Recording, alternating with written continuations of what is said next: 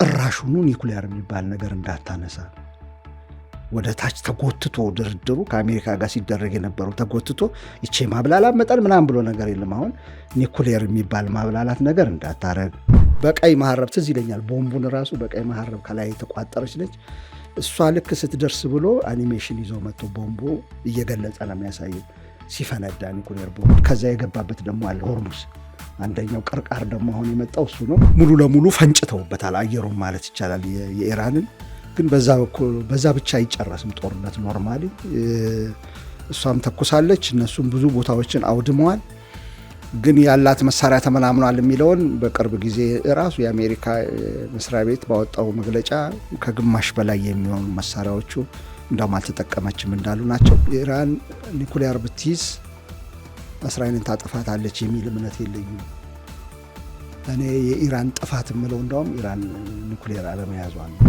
ኢራን እስራኤል ዋይፕ አውት ከዚህ ምድር እንድጠፋ ትፈልጋለች ምትለውን አይደለም ሰማው። እኔ እስራኤል የፍልስጤምን ሕዝብ አክቹዋሊ ያጥፍታለች።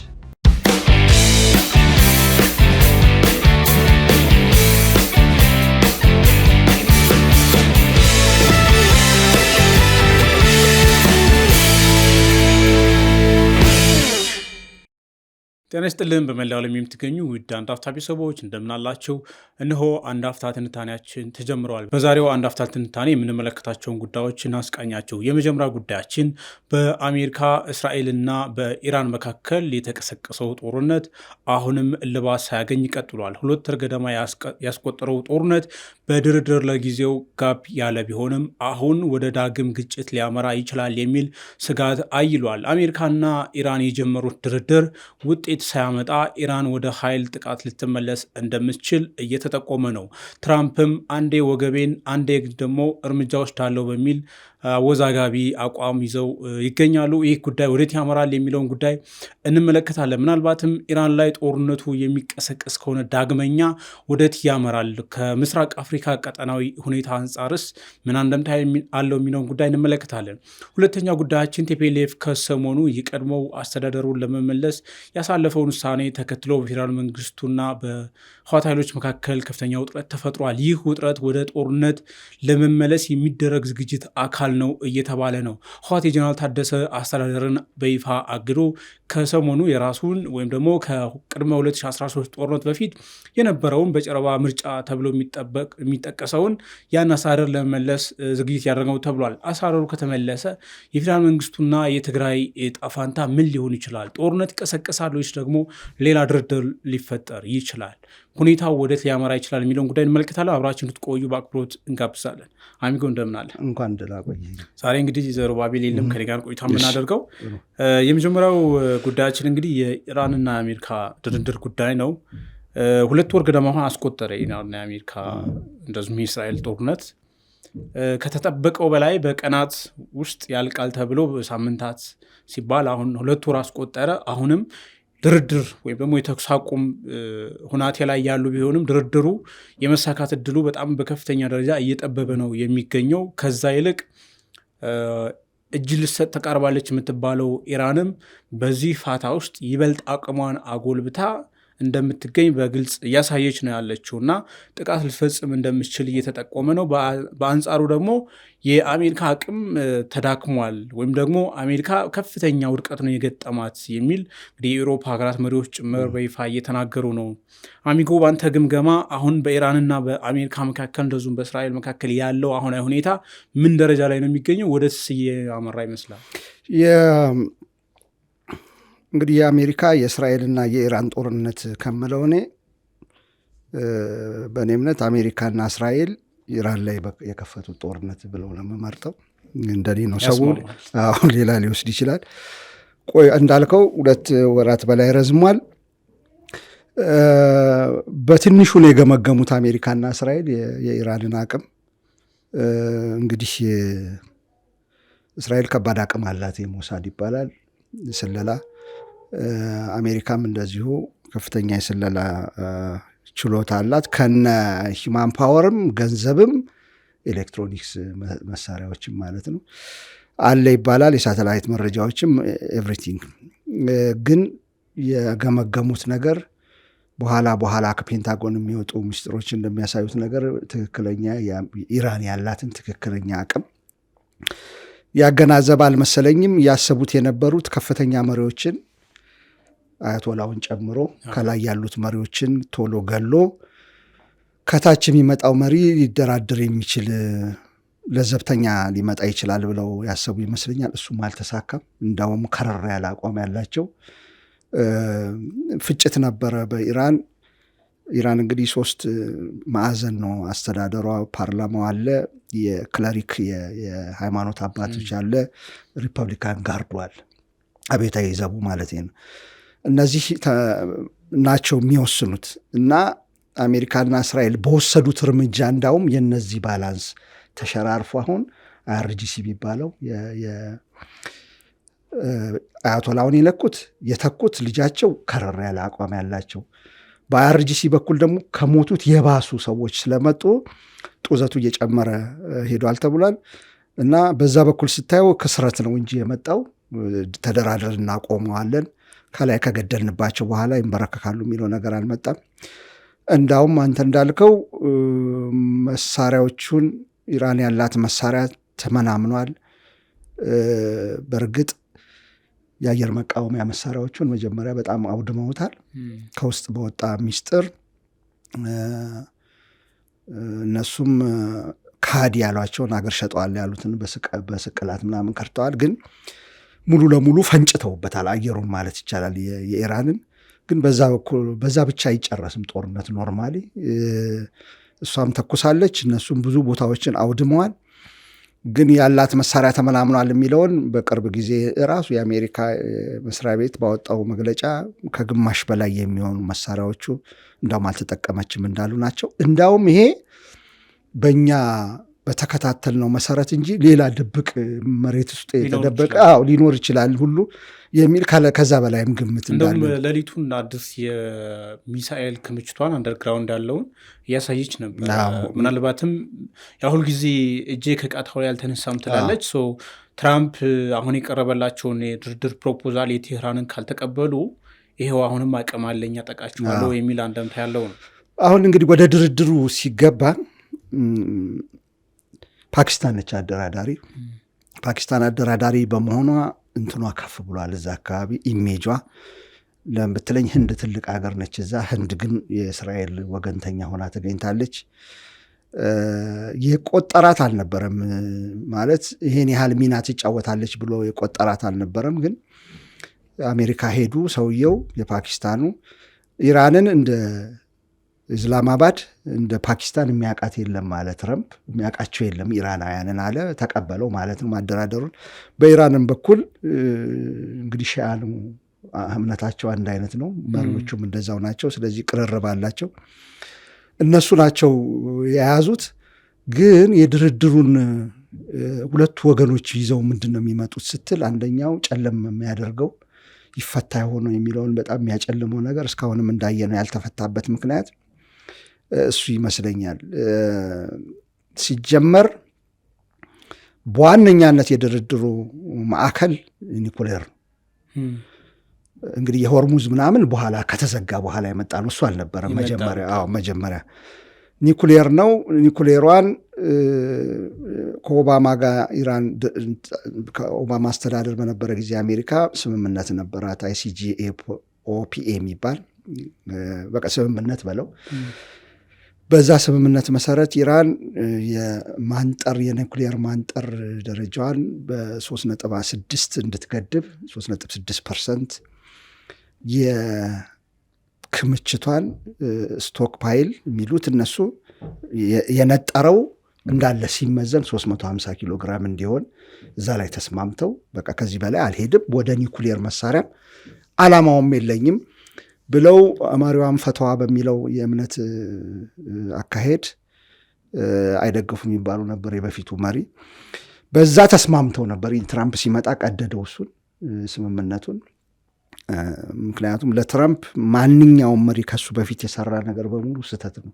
ስለዚህ ደህና የነበረውን ነገር የሄዱበትን ነገር እሱን ቀደደው። ከዛ በኋላ አሁን ሲደራደሩ ጭራሹኑ ኒኩሊየር የሚባል ነገር እንዳታነሳ ወደ ታች ተጎትቶ ድርድሩ ከአሜሪካ ጋር ሲደረግ የነበረው ተጎትቶ ይቼ ማብላላት መጠን ምናምን ብሎ ነገር የለም። አሁን ኒኩሊየር የሚባል ማብላላት ነገር እንዳታረግ፣ ረጅም ርቀት ሚሳይል የምታስወነጭፋቸው ጋርሻ አይላንድ ላይ ባለፈው ትዝ ካለህ ከፍተኛ ወደ 4000 ኪሎ ሜትር ተጓዘ ሲባል እኔ ራሱ ገርሞኝ ነበር። ለምን መረጃዎችም እንዲያሳዩት የነበረው ያን ሰሞን በጣም በዛ ቢባል 3000 ኪሎ ሜትር የሚወነጭ እንደውም ከ2500 አይባልም ነበር። እና ያን ጊዜ የደነገጡ ይመስለኛል። ማንም የጠረጠረ አልመሰለኝም። እሱን ደግሞ ትቀንስ፣ አትሊስት እስራኤል መድረስ የለበትም ይሄ የምታስወነጭፈው መሳሪያ የሚል የቦለስቲክ ሚሳይሎቹን ሌሎችን መሳሪያዎች አሏት በዝርዝር እነሱን ትቀንሳለች። ሶስተኛ ድርድር የነበረው ፕሮክሲ ዋር እስራኤል ላይ የምታዘምታቸው ለእሷ የሚወግኑ አንዳንዶቹ በሃይማኖት፣ አንዳንዶቹ በአይዲዮሎጂ፣ አንዳንዶቹ እስራኤል በሰራችው ስህተት የተፈጠሩ ቡድኖች አሉ። እዛ ኦኮፓይ ስታረገው ለአንዱን የተገፉ ህዝቦች አሉ። ስለዚህ ሐማስ ትደግፋለች፣ ሂዝቦላ ትደግፋለች፣ ሁቲ ለእነዚህ የምታደርገውን ድጋፍ እንድታቆም ነበር ሶስተኛው ድርድር። አሁን ኢራኖቹ የማብላላት መጠን የሉዓላዊነት ጉዳይ ነው። የኒኩሊየር ማብላላት መጠን እንዳውም ምን ያህል ማንጠር እንዳለብን ኦልሬዲ ከአሜሪካ ተስማምተን ነበር። አሁን ስለፈረሰ ነው። ኢራን ራሷን የመከላከል መብት አላት እንደ ማንኛውም ሀገር። አጠገባችን ያሉ ሰዎች በሙሉ ህንድ አላት ኒኩሊየር፣ ፓኪስታን አላት ኒኩሊየር። በአብርሃም አኮርድ መሰረት ሳውዲ አረቢያም ልትይዝ ነበር። አንዱ ስምምነት እሱ ነበር የሚባል የነበረው። ሌሎቹም እንዲሁ ሙከራ ያደርጋሉ። ሌላው ደግሞ በዋነኝነት ጠላቴ ኢራን ጠላቴ የምትላት እስራኤል ደግሞ አላት ይባላል። በግልጽ ተናግራ አታውቅም፣ ግን የአደባባይ ሚስጥሩ የሚሉት አለ። ራሻዎች እንደዛ ነው፣ ይታወቀ ነው። እና እነሱ ሁሉ ይዘው እኔ ራሴን የማልከላከልበት የሉዓላዊነት መብቴ ለምንድን ነው የሚረገጠው? ግን የማበላላበትን መጠን የማነጥርበትን መጠን ከአሜሪካ ጋር ተነጋግረን መወሰን እንችላለን እንጂ ሙሉ ለሙሉ ተይልባል አይገባም። አንድ ሁለተኛ፣ በተለይ ደግሞ እነዚህ ወንጫፊ ማስወነጭፋቸው ሚሳይሎች ዲተረንስ ናቸው ለኔ። ዲተረንስ ማለት በእንግሊዝኛው በአማርኛው ምን እንደምንለው ራስክ እንድትፈራ ማድረግ፣ ጦርነት እንዳይጀመርብህ እንዳትጠቃ ማድረግ፣ ለዛ የምገለገልባቸው። ስለዚህ እነሱ ከጠፉ ተጠቂ ነኝ፣ እነሱን ከቀነስኩ። እነዚህ የምረዳቸው ቡድኖች ደግሞ ነገሮቻቸው ለምሳሌ ሊባኖስ ውስጥ የሂዝቦላ ጉዳይ የሚፈታ ከሆነ ሐማስ ውስጥ በ1967 ዓ ም ዩናይትድ ኔሽን በወሰነው ድንበር ቱ-ስቴት ሶሉሽን የሚገኝ ከሆነ ማግዝበት ምክንያት የለም። አሁን ትላንትና ነው መጨረሻ ላይ በቃ የተበተነው መሰለኝ። ትላንትና ነው ከትላንት ወዲያ ነው አሁን ሄደው አሁን ተስፋ ወደ መመናመን ሄደው ትላንትና ነው አባስ አርጋቺ ያወጡትን መግለጫ ዛሬ ጠዋት ነው ያየሁት። የትላንት መስሎኝ ነው ዛሬ ጠዋት ያየሁት። የሚለው ድርድሩ እንዳይሳካ እያደረገ ያለው የአሜሪካ ኤክስቴንሲቭ ፍላጎት ነው። ፍላጎቷ የድርድር ሳይሆን እነሱ የያዙትን ሙሉ ለሙሉ እኛ መቀበል፣ ይዘው የመጡትን ኒኩሌር የሚባለውን ማስወገድ፣ ረጅም ሚሳይል የሚባለውን ማስወገድ፣ እነዚህ ምትረዳቸውን ማስወገድ። ከዛ የገባበት ደግሞ አለ ሆርሙስ፣ አንደኛው ቅርቃር ደግሞ አሁን የመጣው እሱ ነው። እሱንም ተደምሮ ሙሉ ለሙሉ እኛ ያልነውን ብቻ ተቀበሉ ነው የምትለው አሜሪካ። እኛ ይዘን ከመጣን ውስጥ የምትቀበለው የለም። እንግዲህ ቴክኒካሊ በኋላ እናዋለን ስሩን ማን ነው ያልተቀበለው የሚለው። እንደዛ የሚል መግለጫ ወጥቶ አይቼዋለሁ። በአሜሪካ በኩል መግለጫ አላየሁም፣ ግን ከነሱ የሚነሳው ዜና ያለው ነገር አለ። በየኒውክሌር ጉዳይ ወደ ድርድር አይግባ የሚሉትን እኛ አንቀበልም በፍጹም የሚል ነው ፕሮፖዝ አድርጋ ነበር። አሁን ቅድም አንተ እንዳልከው ኢራን የኒውክሌርን ጉዳይ የሚልና ኢራን ኒውክሌር ከታጠቀች የእስራኤል ሕልውና አደጋ ውስጥ የሚገባው ትጠፋለች ነው የሚሉት ትራምፕ። እንግዲህ የኢራን ባለስልጣናት በተደጋጋሚ ይላሉ እስራኤልን ከምድረ ገጽ እናጠፋታለን ይላሉ። ምናልባት ያንን ድል ካገኙ ያጠፋታል የሚባል ነገር አለ።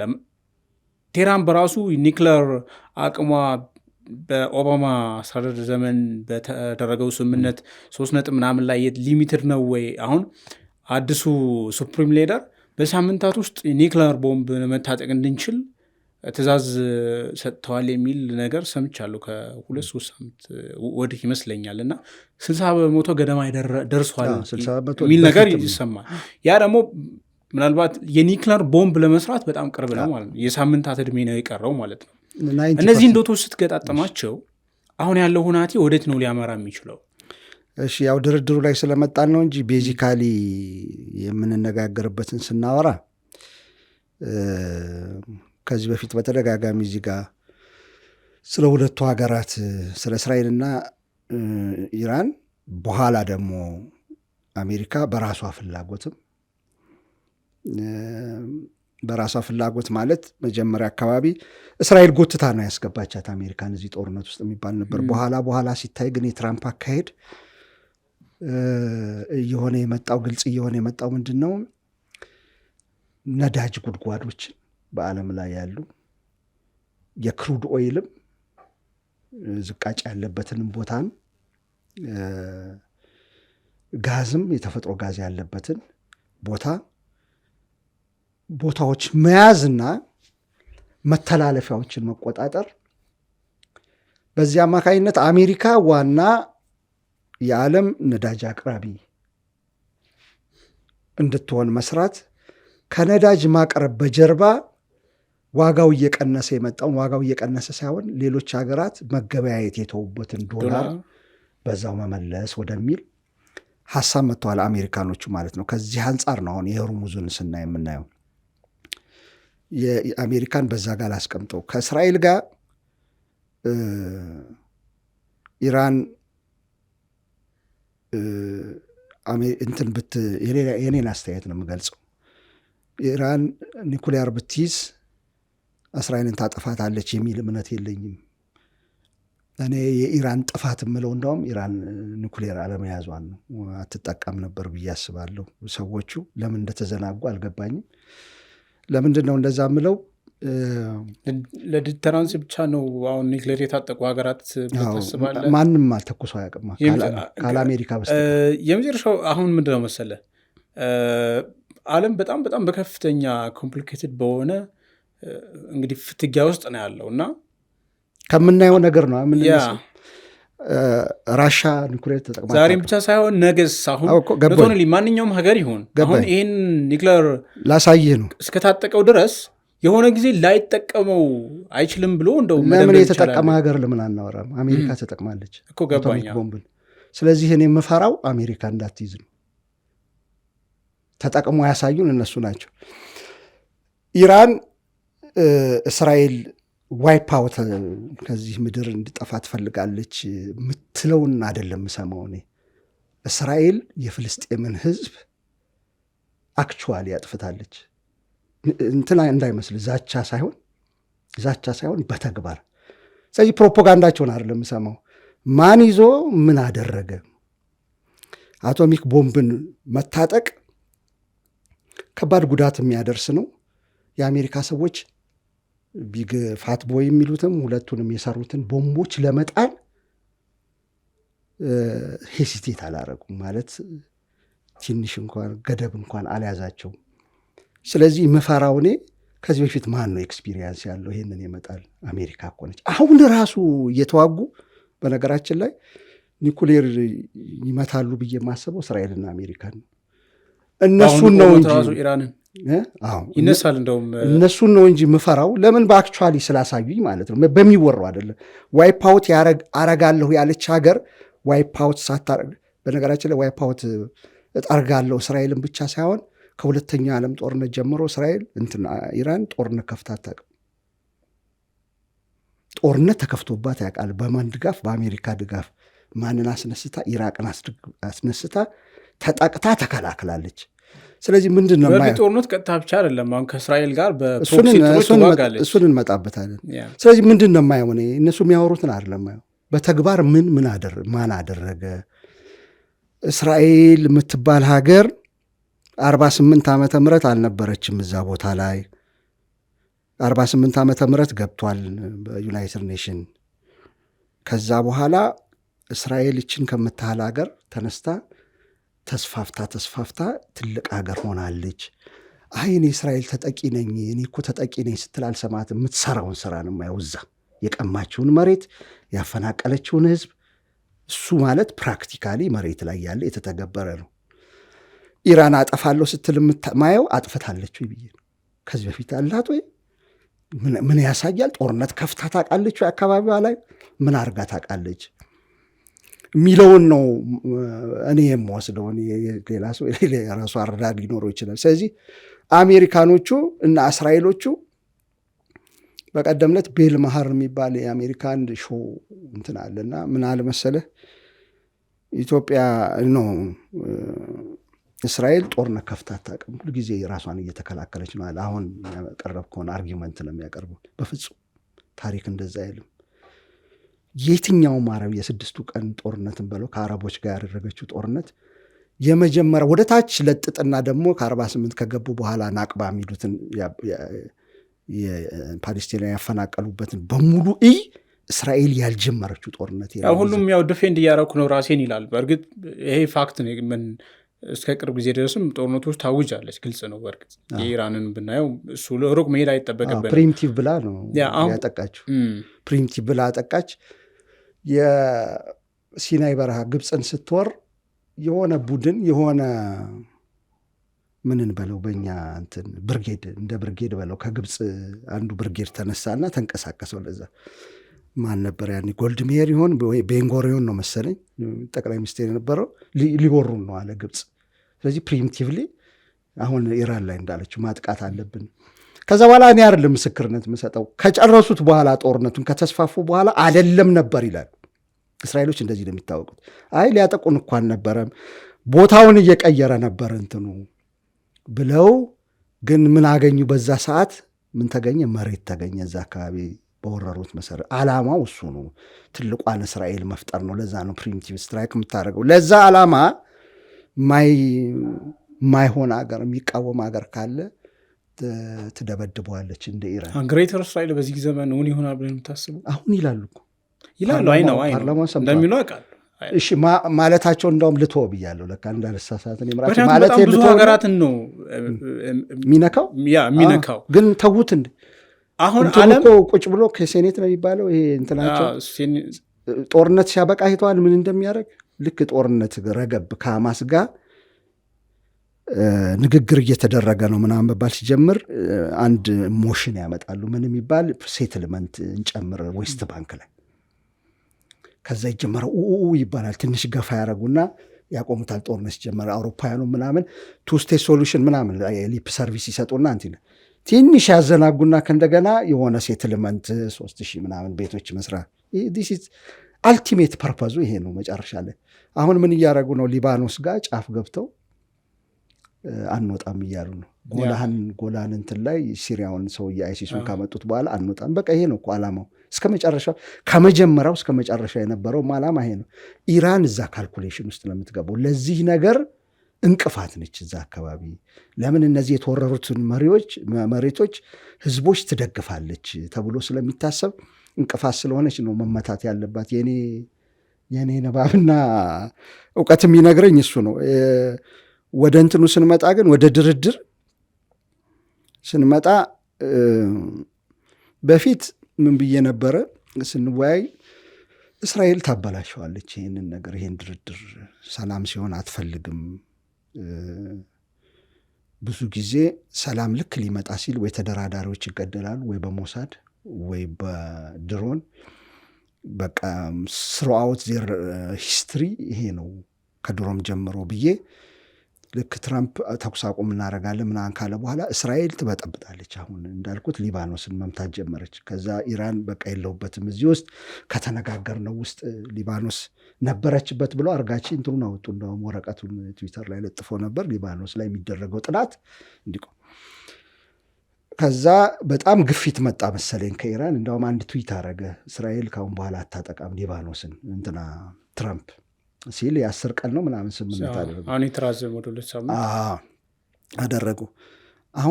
አሁንም ስትደበድብ ነበር። ደግሞ እንግዲህ ሁለቱም ናቸው ተኩስ አቁሙን በመጣስ እየተካሰሱ ያሉት። አስቸጋሪ ነገር ነው።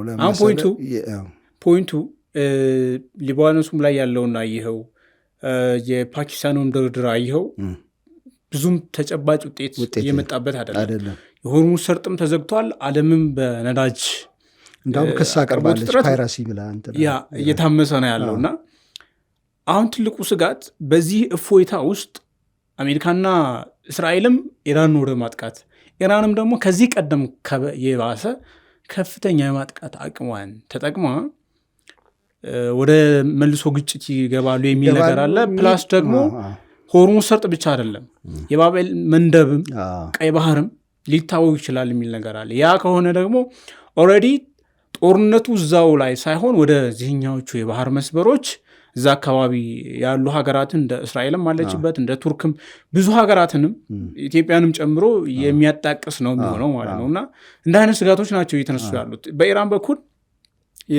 እነዚህን ባህር መስመሮች ለመዝጋት እየዛተች ነው። ዳግመኛ ከተጠቃች ኦልሬዲ የእሷ አጋሮችም አሉ ቀይ ባህር ላይ ባቤል መንደብ ላይ እንትን የሚያውቁ እና ከእሱ አንጻር እንዴት ታየዋለህ? የሚገባቸው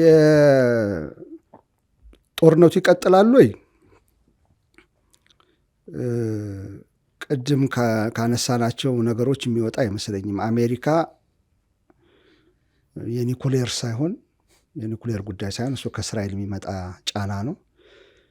የነዳጅ መቆጣጠሯን ፕሮጀክት ማዱሮ ላይ እንዳረገችው፣ ኖርድ ስትሪምን እንደመታችው፣ አሁን ደግሞ እነዚህ የኩዌት ምናምን ተመተዋል ጋዝ እንትኖቹን እና ያን ቦታ ተቆጣጠሬ ዶላርን ወደ ነበረበት ቦታ መልሳለሁ ነዳጅ ተቆጣጠር የሚለው ዓላማ ተሳክቷል አልተሳካም? ከኢራን ጋር በሚደረግ ድርድር ያንን ሊያሳኩ ይችላሉ ወይ? ባለፈው ጊዜ እዚሁ ከዘሩ ጋር ስንወያይ ምን ብዬው ነበር? ትራምፕ እና ዊትኮፍ የሚባለው የአደራዳሪው አንደኛው የሪል ስቴት ሰዎች ነጋዴዎች ናቸው እና እርግጠኛ ነኝ ኢራን የሆነ 3 ሚሊዮን በመርከብ 4 ሚሊዮን 5 ሚሊዮን እንቀበል ለሁለት ብትላቸው ከአሜሪካን አካፍላለሁ። ብዙ በጣም አነጋጋሪ የነበረው እንደው ነጋዴ ተደራዳሪ አድርገው ማለት ለኦማን እንካፈላለን ብላለች። ከኦማን ጋር ግን ለአሜሪካ የምናካፍላት ቢሉ እና ሴኪሪቲ የሆነ ይሄ የሚተላለፈውን ነገር ከአሜሪካ ጋር ተባብረን እንሰራለን ቢሏቸው እሺ ይላሉ የሚል ግምት አለኝ። በቃ ዋናው ዓላማቸው እሱ ስለሆነ ብሩን ማግኘት፣ መተላለፊያውን በተወሰነች ደረጃ መቆጣጠር፣ በኋላ ሊቆጣጠሩት ይችላሉ መሪዎቹን ገዝተው ምናምን በኋላ የሚመጡ የኢራን መሪዎችን። ስለዚህ እዛ ማስገባት ከቻሉ እሺ ይላሉ። ይሄን ደግሞ ኢራንም አትፈልግም። ከጀርባ ያሉት እንደ ቻይና ራሽያ ያሉ ኃይሎች አይፈልጉት። እሱ ትልቅ ፒክቸር አለው ራሱ የነዳጅ እንትን መቆጣጠር። ዶላርም ፒክቸር አለ። እሱ ከሆነ ካለበለዚያ እሱን ካላሳካች ድጋሚ ጦርነቱ የሚቀጥል ይመስለኛል። አንድ ሁለተኛ የእስራኤልም ጉዳይ አለ። እስራኤል ኢራን በበቂ ሁኔታ ተዳክማለች ወይ የሚል ግምገማ አላቸው። ለእስራኤል ስጋት አትሆንም ወይ የሚለው ጉዳይ ላይ አሁን አሜሪካ ይዛቸው እንጂ ያው ተኩስ አቁም ላይ ስለሆነ መምታት ስለማይችሉ ይዘዋቸው እንጂ አሜሪካ ትንሽ ዘነፍ ካለች በቃ ጦርነቱን የመጀመሪያ አዝማሚያ እመታለሁ ምናምን የሚል ካለች ቀዳሚ ደብዳቤ የሚሆኑት እነሱ ናቸው። ያልጨረሷቸው ኢንፍራስትራክቸር አንዳንዶቹ ምን ይላሉ መሰል እንትን ተንታኞች እስራኤል ዊል ራን አውት ኦፍ ታርጌት ፋይናሊ ላይ ያሉትን በሙሉ ትመታና ታርጌት ልታጣ ትችላለች። በቃ መሬት የተደበቀ ይሆናል ወይ ሚሊተሪ ታርጌት ይታጣል። ኢንፍራስትራክቸር ደግሞ ስትመታው ግዘት ስላለው በአብዛኛው ባለፈው ጊዜ እንዳየው ብሪጅ ሊመቱ ሲሉ በቃ ልታጣ ትችላለች ወይ እሱ ተስፋ ካላስቆረጣት በስተቀር ታርጌት ማጣት ስፖይል ልታረገው ትችላለች። ኢራን ትጀምራለች የሚል ግን ሀሳብ የለኝም። ኢራን ማገገምን መሰለኝ የምትፈልገው አሁን ከደረሰ ጉዳት ስቶክ ፓይሏንም መሙላት ማገገም። እንዳልከው ሪቮሉሽናሪ ጋርዱ አሁን እኔ ቅድም ያልኩህን ለካ የምንጠቀው እንትን ባለመያዛችን ነው። ኒኩሌር እየመጣ ነው እና በደንብ ማብላላት አለብን። እንዳውም እነዛ ሰዎች ደግሞ እየጠፉ ነው ከላይ ያሉት። ይሄ ድሮ ተው የሚሉት ሰዎች በሙሉ እየጠፉ ነው እና አክራሪ ቡድን እየመጣ ነው። ወደዛም ሊሄድ ይችላል። በትሩ ሲበዛብ ደግሞ ወደዛ ማምራት አይቀርም። ወደዛ የሚሄዱ ይመስለኛል። ያ ደግሞ ሌላ ኮዝ ያመጣል። እስራኤል በቃ ይኸው አላልኳችሁም ልትሰራ ነው ምናምን ብለው መደብደብ ይጀምራሉ። እስራኤል ኢራን ልትሰራ ነው ካለች ወደ 30 ምናምን ዓመቷ ነው። ባይዘው ኒኩሌር የትዝ ካለህ ኔታንያሁ እንትን ቀርቦ የሆነች የቦምብ ስዕል አምጥቶ 60% ላይ ደርሳለች አለ። ድሮ ነው ማውራት የተጀመረው 80 ደርሳ እዚች 90 ከፍ ካለ ዌፐን ሰራች ማለት ነው። ከ90 በቀይ መሀረብ ትዝ ይለኛል። ቦምቡን ራሱ በቀይ መሀረብ ከላይ የተቋጠረች ነች። እሷ ልክ ስትደርስ ብሎ አኒሜሽን ይዞ መጥቶ ቦምቡ እየገለጸ ነው የሚያሳየው ሲፈነዳ ኒኩሌር ቦምቡ። ይህን ካለ 30 ምናምን ዓመት ይሆነዋል። እና ሁልጊዜ በዛ ነው ይዘዋቸው የመጡት አሜሪካኖቹ። ልንጠፋ ነው ቦምቡን እንትን ልንሰራ ነው። ስለዚህ ኒኩሌር መስራት አሁን ብጀምር ይሄ ሪቮሉሽናሪ ጋርዱ ጓሄድ የሚል በፍጥነት እንስራ የሚል ሊመጣበት ጭራሽ ነገሩ ይወሳሰብና ደግሞ መደብደቡ አይቀርም። ስለዚህ ጦርነቱ ሊቀጥል ይችላል። የነ ፓኪስታን ጥረት ደግሞ ይወስነዋል ብዬ ይገምታል። ፓኪስታንና አውሮፓውያኑ ነው አሁን የማስበው። አውሮፓውያኑ የትራምፕ አካሄድ እየተመቻቸው አይደለም። ቅድም እንዳልከው እንደ ጀርመኑ ሰው እንደተናገረው ትራምፕ አሜሪካ ለውድቀት ዳርጓታል እንደ ኔሽን ሂሚሊዬሽን ውስጥ ነው የገባው የሚል አለ። የእነሱ ግፊት አንሳተፍም እዛ ጦርነት ላይ ሄርሙዝ ማስከፈት ላይ አንሳተፍ፣ እንዳውም ከኢራን ጋር መነጋገር ይሻላል የሚሉ ደግሞ እየመጡ ስለሆነ የእነሱ ግፊት አሜሪካኖቹ ላይ እና የነ ፓኪስታን ደግሞ እንትን ሆነው በትዕግስት በፔሽንስ ይህንን የሚይዙት ከሆነ ትንሽ ጊዜ 10 ቀን 15 ቀን እያሉ አንድ ቀን ደግሞ መፍትሄ ሊገኝ ይችላል። ስለዚህ ሁለቱም ፖሲቢሊቲ ያለው እላለሁ። ጦርነትም ሊጀመርም ይችላል፣ ሊረግብም ይችላል። ሳውዲና ዩኤኢ ግን ኢራን የማድረግ አቅሟ እኛን የማጥቃት አቅሟ እስካሁን አልተዳከመም እያሉ ነው የሚጀነጅኑት። ይቆጫሉ፣ እየጀነጀኑ ነው። ፓኪስታንን እንዳውም $3.5 ቢሊዮን ልክ ለእኛ እንደሰጠችን ለኢትዮጵያ መንግስት ድል ነበራቸው አምጪ ብለው በቀደም ለተቀብለዋት የፓኪስታን መንግስትን የትዊተር ላይ ስለመከታተለው ከፍለናል ብሎ ለህዝቡ ሲያሳውቅ ከታች በቃ እርግማን አይደለም ህዝቡ ግን ከፍለናል $3.5 ቢሊዮን ለዩኤኢ። አሁን በዚህ የተናደደችው አንደኛ ፖስቸሯ ኮምፖዠሯ የአስታራቂ እዛ ሆና መምጣቷ እዛ አካባቢ የፓወር ባላንስ እንትን ይላል። ሁለተኛ ለምንድን ነው አሁን የሚቆመው ጦርነቱ ኢራን ሳትደቅ በፊት? እና አንድ የመጨረሻ ከዚች ፖይንት ከመውጣታችን በፊት መጨረሻ ላይ ያነሳ ጥሩ ነጥብ ላንሳ። ወደ ባብኤል መንደብ ከመጣ ነገር የኢትዮጵያንም ስለሚመለከት ሆርሙዝ እንግዲህ 20% ነው ይባለው 1/5 ሊጓጓዝበት ነው። ባብኤል መንደብ ከተጨመረበት እና የሚዘጋ ከሆነ በሁቲ እንደሚሉት የኢራን ሌቨሬጅ ይጨምራል፣ የመደራደር አቅሟ ይጨምራል።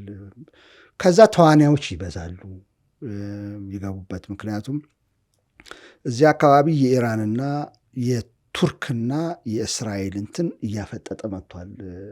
ምናልባት አንድ ቀን እንሰራበት ይሆናል ከአንተ ጋርም ፉክክር። ቱርክ ሶማሊያን ይዛ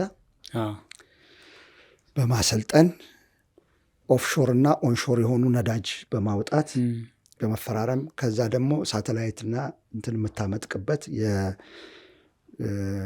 ሶማሊያ ላይ ምንድን ሚሳይል የምተኮስበት ማስወንጨፊያ ቦታዎችን በመገንባት በቀደም እንዳውም ታንክ በጣም ብዙ አውሮፕላኖች እንትን የጦር ሄሊኮፕተሮች ታንኮች ምናምን ለሶማሊያ ታስገባለች። መስል ፍሌክስ እያደረጉ ነው። እስራኤሎች በተቃራኒው ይሄንን ፉክክር ስላዩ እዚህ ብቻ ሳይሆን እዛ ሜዲትራኒያን የቆጵሮስና ግሪክም አሉበት በቱርክ ተጽዕኖ ስር እና ይህንን እያየች ስለሆነ እስራኤል እሷ ደግሞ እውቅና ሰጥታለች።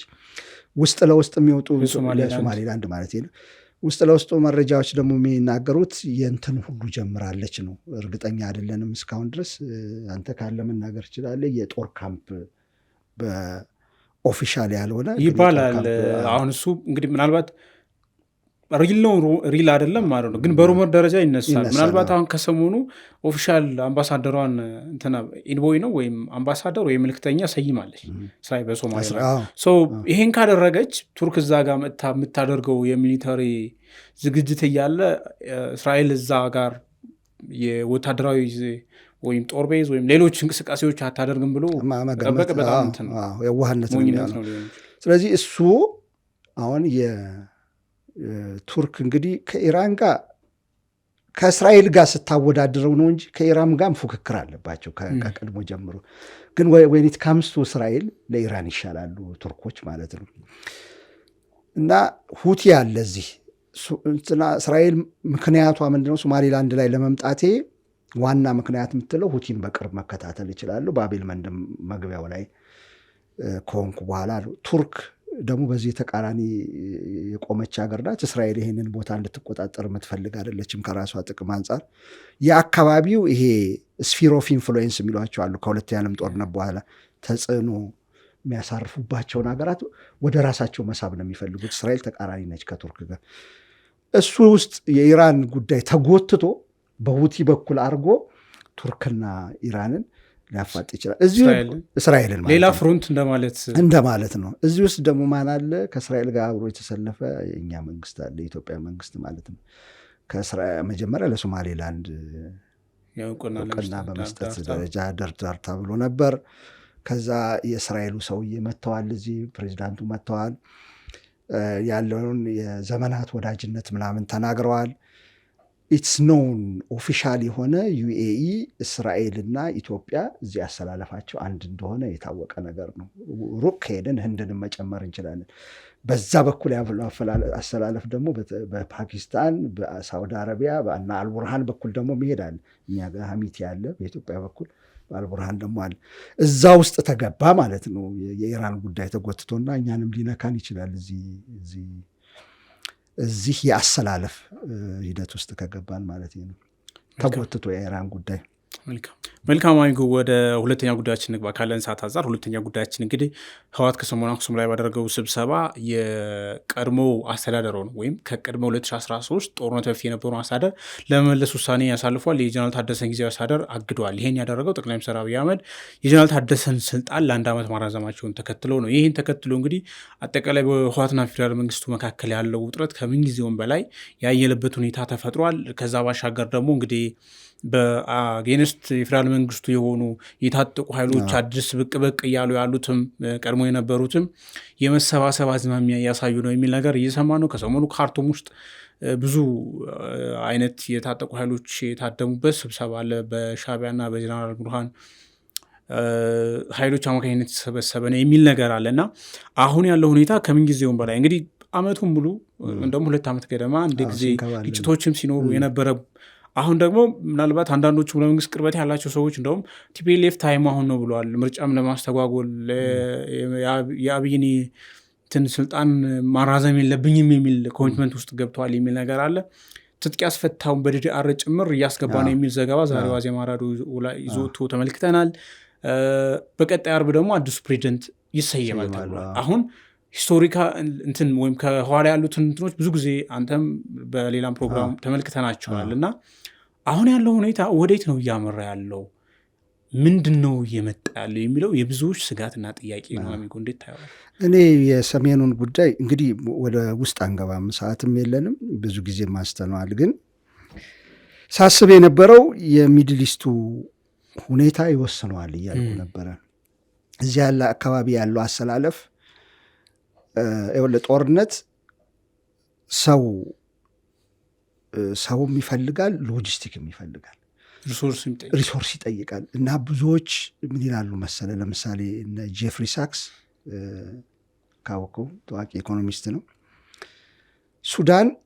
የሱዳን እርስ በርስ ግጭት በሱዳናውያን አቅም አይሆንም ይላል። አይፈጸም፣ ኦብቪየስ ነው አይደለም። ስለዚህ ከጀርባ ስላሉ ስፖንሰር የሚያደርጉ ስላሉ የነሱ ስፖንሰር አድራጊነት ካለየለት ዩኤኢ ምን ላይ ነው የምትሆነው? መጨረሻ ላይ ከኢራን ጋር ባለው ፍልሚያ ላስት አይ ቼክድ ወደ $270 ቢሊዮን ከስራ ያለው ነው የምትለው ዩኤኢ። አሁን እንደውም ሊጨምር ይችላል በኢንተርሰፕተሩም በብዙ ነገር። እዛ ጋር ሆኖ ሁለተኛ ፍሮንት እዚህ ልትረዳ አትችልም፣ እዚህ ሎጂስቲክ ልትሰጣችን እና ሳውዲ አረቢያም እዛ ውስጥ ነው ያሉት። በአልቡርሃን በኩል ነው ብዙ ጊዜ የምትጠቀሰው ሳውዲ አረቢያ። የራሷ ጉዳይ አለ፣ ራሷን ገና እየተከላከለች ነው። ኢራን ስትተኮስ እየተከላከለች ነው። እና ምን ብዬ ነበረ፣ ሁኔታቸውን ያዩና የእኛ ሰዎች ሁኔታቸውን ያዩና ስፖንሰሮቻቸውን ያዩና አፍሪካ ቀንድ ላይ ያሉ ሰዎች ከዛ ነው የሚጀምሩት። ኢራንም እንግዲህ ጀቶች እንትኖች ምናምን ምንድነው ድሮኖች ትሸጣለች በአልቡርሃን ባሉ ወገኖች። ሳውዲ እንደዛ ነው። እንዳውም ለስንት 1.5 ቢሊዮን ነው በቀደም የተወቹ ከፓኪስታን ጋር ተነጋግራ ለአልቡርሃን መሳሪያ መግዣ። እንደዚህ የሚያደርጉት በራሳቸው ስለተሳቡ ነው። አሁን በራሳቸው የቤት ስራ እና ስለ የነበረው ይሄ ጉዳይ የሚጠናቀቅበት ሁኔታ፣ የኢራን ወር የሚጠናቀቅበት ሁኔታ የአፍሪካ ቀንዱንም ይወስናል። እዚህ ያለውን የኢትዮጵያ ውስጥም ጦርነት ይወስናል እያልኩ ነበር። አሁን ምናልባት የቲፒኤልኤፍ አሰላ ያልከኝ እሱን ሊሆን ይችላል ብዬ አስባለሁ። አሁን ኢትስ ታይም የሚባለው ብዙ ነገር ታይቶ ነው። አሁን ብንጀምር ለምሳሌ ቲፒኤልኤፍ ሊያሰላም ይችላል። አሁን ብንጀምር እንትና ዩኤኢ ኮንቲኒየስ የሆነ መሳሪያ ፍሎ ማድረግ ትችላለች ወይ ለእንትና ለመንግስት? ይሄን ሊያሰሩ ይችላሉ እና ሊጀምሩት ይችላሉ።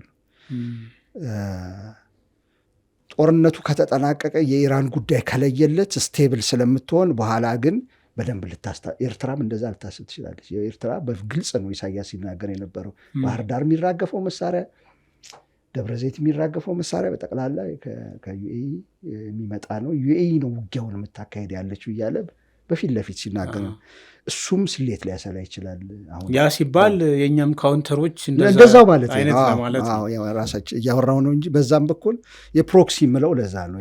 ሪሶርስ ያስፈልጋል መጀመሪያ ያልነው እነዚህ ናቸው የሚሰጡት።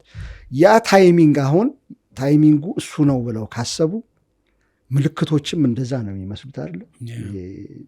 የዲዲአሩን የጠሩበት ሁኔታ ዋና የፕሪቶሪያው ነው አሁን የምናነሳው። እንግዲህ ሁለቱም ፕሪቶሪያውን ፈርሷል፣ እሱን ያፈረሰው እያሉ ነው መንግስትም እንትና ብለ የሚደራረጉት። ያንን ሁኔታ እያመጡ ያሉበት ምክንያት የቲፒኤልኤፍ ሰዎች በተለይ ደብረጽዮንን መልሰው የሚመርጡ ከሆነ እንደ ሊቀመንበርነት አይዶን ነው ወደዛ ይሄዳል። በነገራችን ላይ ከቅድመ ጦርነት የነበረው አስተዳደር ማለት ደብረጽዮን ፕሬዚደንት የነበሩበት ማለት ነው። የፕሪቶሪያው ሰላም ስምምነት ያፈረሰው ዲስማንትል ያደረገው አሁን ዘሪቨርስ የፕሪቶሪያው ሰላም ስምምነት አከተመ ማለት ነው። ስለዚህ የቀራቸው ካቢኔ ብቻ ነው። እሱንም ያዋቅራሉ ፕሬዚዳንት የሚመረጡ ከሆነ። ይሄ ደግሞ መጀመሪያ ለማጠቃለል ተመልካቾቻችን ሊያስታውሱት ይችላሉ። መጀመሪያ ጊዜ ይሄ ነገር በትግራይና በእንትን በፌዴራል መንግስቱ መካከል ያለው ነገር አንዳንዴ የግልም ቂሞች ያሉበት ይመስለኛል ብያለሁ። ላስቀምጥ እዚህ ጋር የግል ቂሞች ምለው እንደ ምርጫ ለምን ተካሄደ በፌዴራል መንግስትና በቲፒኤልኤፍ እዚህ የነበረው ልዩነት መቀሌ ጊዜ ከገቡ በኋላ የነበረው ልዩነት ምናምን እንዳሉ ሆነው የሆኑ ነገሮች ፐርሰናል የሚመስሉ ነገሮች አሉ የሚባለው እናንሳ። ቲፒኤልኤፍ ፕሬዚዳንቱን መርጦ የራሱን ድርጅት ሌላ ሰው አልፈልግም ብሎ ታያቅ ከሌላ ከውጭ አብይ ናቸው ያሉት ለመጀመሪያ ጊዜ ማለት ነው። ማን ተመርጦ? ደብረጽዮን። ከዛ በኋላ ነው ምርጫ ተካሄዶ እንትና የተመረጠው አይደለም። ማን ነው? ጌታቸው። መጀመሪያ ደብረጽዮን ነበር የተመረጠው። አልቀበልም አሉ። በኋላ ምን እያሰብኩ ሄድኩ፣ ደብረጽዮን ይሄ በጣም ክፉኛ አቁስላቸዋል። እንደ ቲፒኤልኤፍ እንደ ታሪክም እንደ ድርጅት የመደፈር ሁኔታ ሊወስዱት ይችላሉ። ፐርሰናሊም ያቆሰላቸው ይመስለኛል። አሁን ደብረጽዮን ተመልሰው ከመጡ ማስበው ከዛ አንጻር ነው። ተመልሰው ፕሬዚዳንት ከሆኑ ቢሆንም ባይሆንም እንግዲህ ሌላም ሰው ቢሆን የተለየ ሀሳብ ሊያራምድ አይችልም። አክቹዋሊ ግን አንተ አብይ አይደለም ይሰይምልን የኛን እንትን ነው ያሉት። ኦቤስ በቃ እሱን ነው አሁን የሚችሉት። ተመልሰው ካቢኔውን ካቋቋሙ በኋላ ይመርጣሉ። ይሄ ወደ ጦርነት ያመራል የሚለው ጉዳይ እንግዲህ ይሄ ነው ታይሙ። አሁን መንግስት አንደኛ እኛ ፋኖ ልንተባበር እንችላለን። ፋኖ የኤርትራ መንግስት ሊኖር ይችላል። በውጭ ወጣ ካለ ከአልቡርሃን ጋር አለ፣ በኤርትራ ጋር አለ፣ ምክክር አድርገዋልም የሚባል ነገር አለ። አሁን በብዙ ቦታ ልንወጥረው እንችላለን። በውስጥ በኩል በቀንዱም በኩል ልንወጥረው እንችላለን። የአሚቲና የእንትን ጉዳይ ስላለ በቤንሻንጉል ምንም የተጀመሩ ነገሮች አሉ። ሊወጠር ይችላል። በዚህ ጊዜ ነው እንጂ ተዳክሞ የምናገኘው ከዚህ በላይ አማራጭ የለም የሚለው ሁኔታ ሊፈጠር ይሄኛውን ሊያሰሩት ይችላሉ እና ዲስ ኢዝ ታይም ከዛ የሚድል ኢስቱ ሳይለይለት በፊት ዩኤኢ ሳትረጋጋ በፊት የሚል ስሌት ደግሞ ከሩቅ ሊሰላ ይችላል። ይሄ ሊያፈነዳው ይችላል ጦርነቱን በቅርብ ጊዜ የሚያስባል። ከዛ ያልከዋለ ምርጫ ያን ጊዜም ይሄ ምርጫ ነው ጦስ ውስጥ የከተተ። አሁን ደግሞ ትግራይ ከምርጫ ውጭ ነው ያለችው። ጦስ አሁንም እሱን ተጠብቀው ሊደረግ ይችላል የሚል ሀሳብ አለ። በጣም አመሰግናለሁ አንዱ ለሰጠህን ጥልቅ ማብራሪያ። ውድ ቤተሰቦቻችን የዛሬውን አንድ አፍታ ትንታኔ እዚህ ላይ ቆይተናል። ስለ ተከታተላችሁን በእጅጉ እናመሰግናለን። ጤና ይስጥልን።